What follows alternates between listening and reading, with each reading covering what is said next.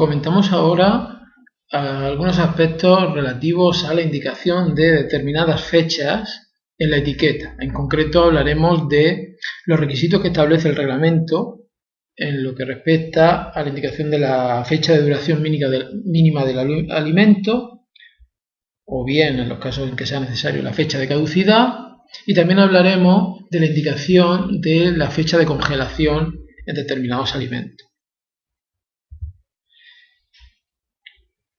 Hablamos primero de la fecha de duración mínima.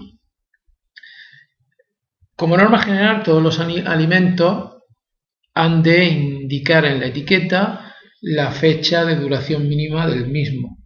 Hay algunas excepciones que no lo tienen que indicar y luego también están aquellos casos en los que se tiene que indicar la fecha de caducidad. Bueno, el operador ha de indicar en el etiquetado la fecha de duración mínima, es decir, la fecha hasta la cual el alimento conservará a unos niveles adecuados sus características. ¿Cómo se ha de indicar dicha fecha de duración mínima?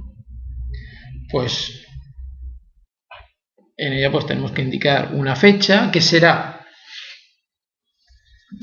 o bien utilizando la fórmula, consumir preferentemente antes de, cuando indiquemos el día exacto de la fecha de duración mínima de ese alimento, o bien consumir preferentemente antes de final de, cuando solamente indiquemos el mes y el año o solo el año. ¿Dónde tiene, a continuación de esta indicación, consumir preferentemente antes de y la fecha? Pues debe aparecer la fecha o bien la referencia del lugar donde encontraremos esa fecha. Luego veremos algún ejemplo. Si para garantizar el operador esa fecha de duración mínima del alimento son necesarias unas condiciones de conservación determinadas, se deberá indicar también en la etiqueta del alimento. Si definimos una fecha de duración mínima para ese producto y eso solo lo podemos garantizar mediante, si protegemos por ejemplo el alimento de la luz solar, tendremos que indicarlo. Sería un ejemplo.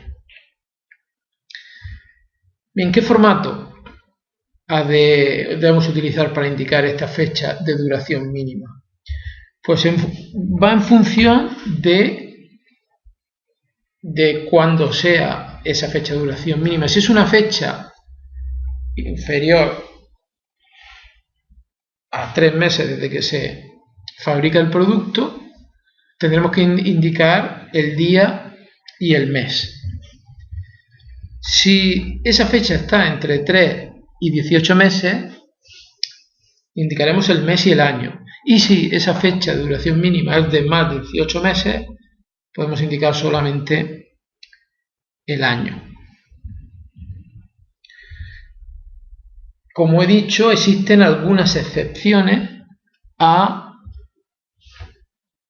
la obligación de indicar la fecha de duración mínima en la etiqueta. Esas excepciones aparecen en el anexo 10 del reglamento y en concreto en el apartado D. Señalar que con la entrada en vigor del nuevo reglamento se eliminan algunas excepciones que existían hasta ahora.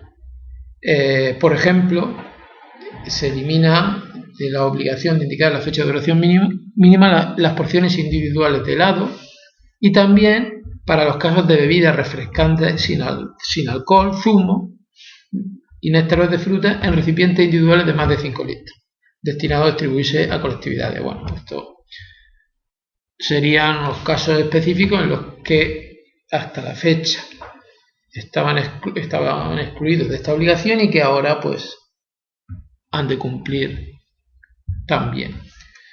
Bueno, aquí tenemos algunos ejemplos.